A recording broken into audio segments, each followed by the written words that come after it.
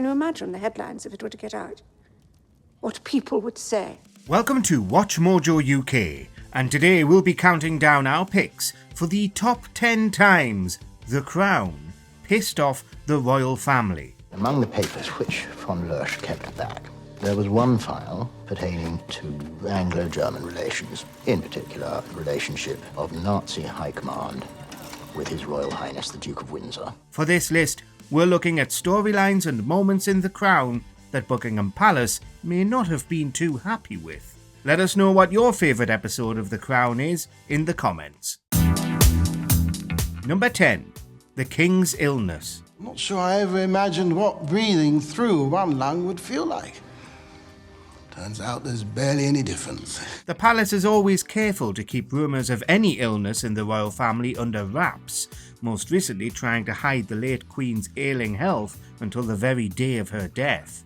At the time of the operation, as you know, structural alterations were discovered. Of course, the blockage in the lung. So we can't think they were best pleased when The Crown began with an unflinching portrayal of King George VI's cancer, showing His Majesty coughing up blood, undergoing surgery, and, damningly, the fact that the palace doctors kept the King's true diagnosis even from him. We removed the left lung, sir, but the right has fewer but still significant blockages. That is, according to Netflix. As well as showing the King's death, it also got a few things wrong, including depicting his illness as having already begun by the series' opening point in 1947, when it wasn't diagnosed until 1951.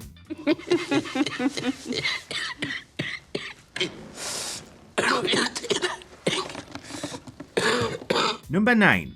Manipulating Camilla. Major and Mrs. Shand, Your Majesty, and Mr. and Mrs. Parker Bowles. In Series 3 and 4 of The Crown, much is made of Prince Charles's search for a wife, to the extent that the Queen Mother and Lord Mountbatten intervene to try and steer Charles away from Camilla Shand. Did you arrange it? Why would I have arranged it? To separate us?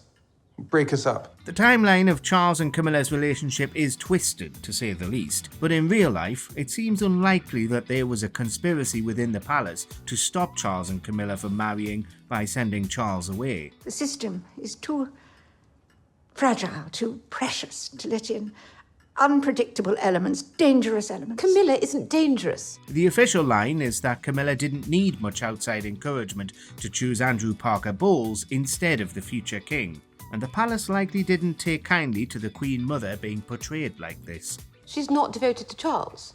She likes Charles, but she's obsessed with Andrew. Number 8. The Great Smog. London has been brought to a halt by dense fog, which has descended overnight. There was a time when air pollution in major cities, notably London, was so severe that there were regularly pea soup fog events where poisonous gases filled the air. What is the latest information that you have? About the weather?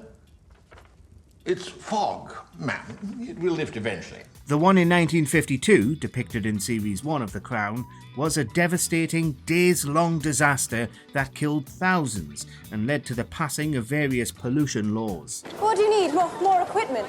Or masks? Masks are bloody useless. They're just for show, to make it look like the government's doing something. However, in real life, it did not cause a constitutional crisis for the young Queen, who in the show is torn between intervening in Britain's democratic government to save lives or abiding by the Constitution and staying out of things. Well, what if the fog hadn't lifted? And the government had continued to flounder? And people had continued to die? It never looks good for the royals for the monarch to be shown potentially manipulating the government, even for the greater good. Number 7. Fatherhood. According to the tabloids, the Queen herself was supposedly outraged by the treatment of Prince Philip nearing the end of Series 2.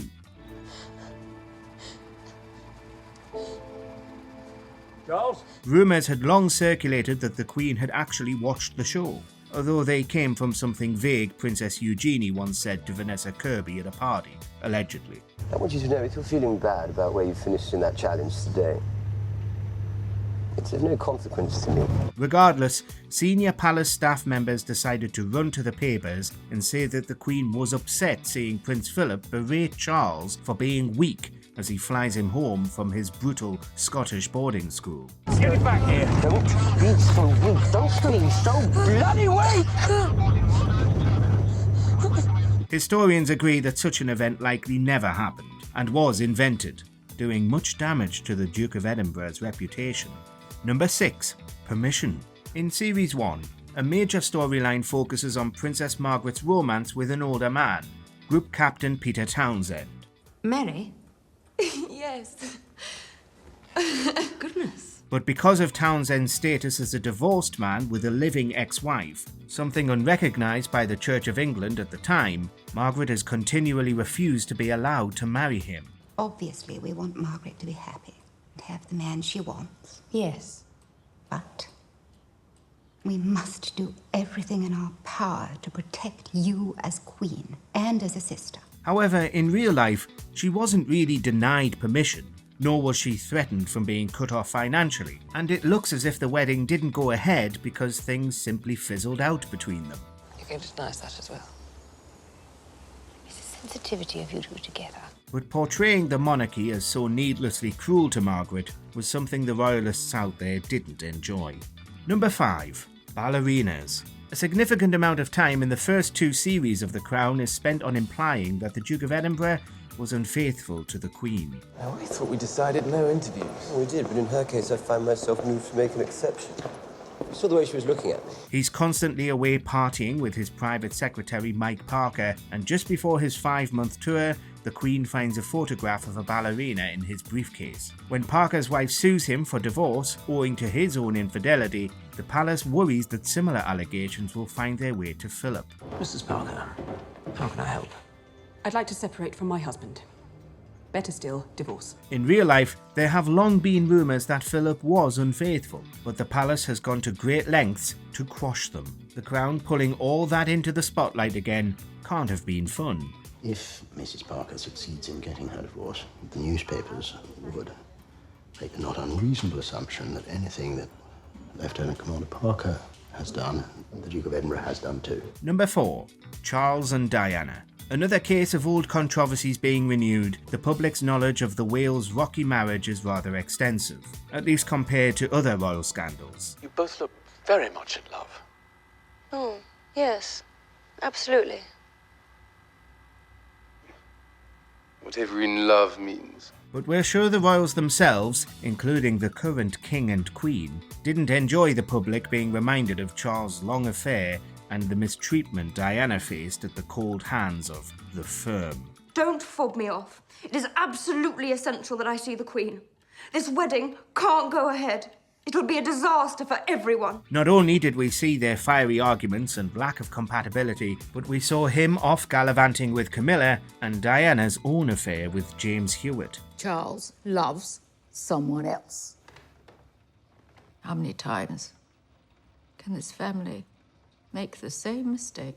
Though some close to Diana have criticised the Crown for being inaccurate with regards to the late Princess of Wales. Number 3. The Bowes-Lyon sisters. I only ask because I am aware, through professional colleagues, of the sisters. Sisters? An entire episode was dedicated to the plight of Nerissa and Catherine Bowes-Lyon, nieces of the Queen Mother and first cousins of the Queen and Princess Margaret. Yes, I remember hearing about Catherine and Nerissa and their terrible problems. But they're long dead. Allegations have long been made that the sisters were purposely hidden away, with fake dates of death given to protect the royal family. Many other royal cousins were also placed in the same hospital as the sisters. Nerissa, deceased 1940. Catherine, deceased 1961. There it is in black and white. The Crown takes the line that they were put away on purpose with full knowledge and support of the Queen Mother, though other relatives have spoken out against this idea and say that they weren't hidden at all, even claiming that the incorrect death dates were a simple mistake. It's complicated. No, it's not. It's wicked. And it's cold-hearted. It's cruel. Number 2. The Profumo affair. What is your name again? Ward, sir. Stephen Ward. One of the biggest political scandals in British history, in the early 1960s, Minister for War John Profumo was found to have been conducting an affair with a call girl named Christine Keeler. Just heard that Stephen Ward, sorry to interrupt, has been interviewed by police and has confirmed everything. Introducing Profumo to the call girls, the Russian spy, everything. Keeler had been introduced to Profumo by osteopath Stephen Ward, who also introduced Keeler to a Soviet diplomat. This is covered in The Crown, but Peter Morgan went back to the well of Prince Philip's supposed infidelity by implying that he may also have been involved with Ward and Keeler. Profumo admitted the affair, but he denied the photograph. There's something of Philip in the shoulders. But there's simply no evidence for this whatsoever, and the palace probably didn't enjoy having to deny it once again. Before we begin, we publish new content every day, so be sure to subscribe to our channel and ring the bell to get notified about our latest videos. Number 1. The Third Reich. The Duke of Windsor and former King Edward VIII frequently appears in the first 2 series, until the Queen is eventually informed that the reason he was removed from public life after his abdication was because he was a Nazi sympathizer. Having promised to retire from public life, we now know that he had no such intention. Why else would the pair of them decide to visit Hitler in Germany? As shown, Edward VIII did visit Nazi Germany as a personal guest of Hitler in 1937, photographed touring an SS training camp and giving Nazi salutes. Heil Hitler! The Führer labelled the trip an unofficial state visit. He was even part of a Nazi plot to eventually oust George VI following a German invasion of the UK and reinstall him as king. This is all shown in The Crown and remains a part of royal history that the palace would really rather people stop bringing up. There is no possibility of my forgiving you. The question is, how on earth can you forgive yourself? Do you agree with our picks? Check out these other great clips from WatchMojoUK and subscribe for more great content.